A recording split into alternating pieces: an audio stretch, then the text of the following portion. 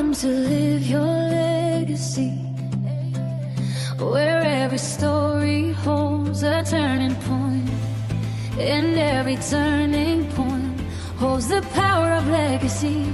Okay, if you were to, if your life were a message to the world, what would you hope that message says?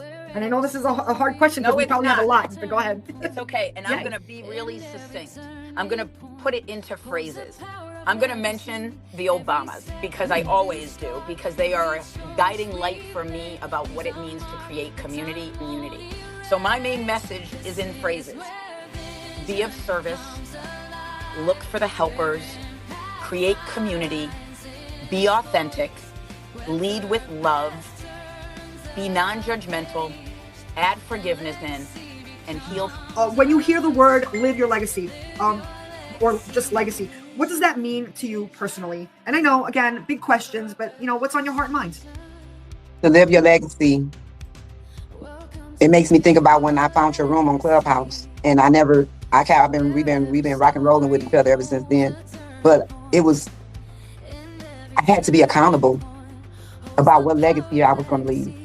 Was I going to leave the legacy of giving up, or was I going to leave the legacy that change is possible when I'm the proof?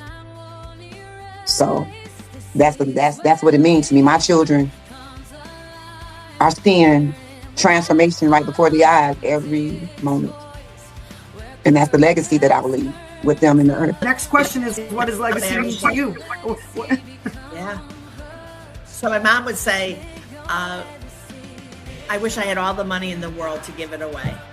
They were very generous. There was never a time if I said to my dad, I need a piece of artwork for, and whatever that for was, always gave me artwork, always. When I first moved down here, made sure I had artwork to donate to the gallery. As a matter of fact, the first 250 people that came in the doors of the gallery when we opened in October of 2018 got beautiful angels, beautiful figurines that were angels.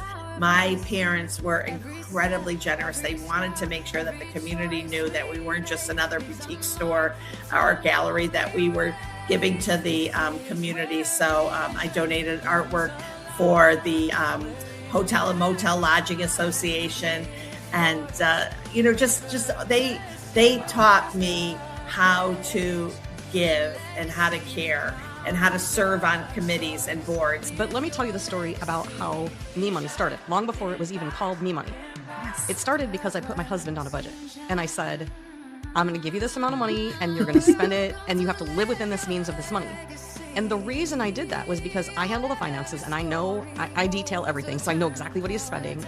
And he has no idea what he's spending. And it becomes clear to me through conversations that he has no idea that he's spending this amount of money.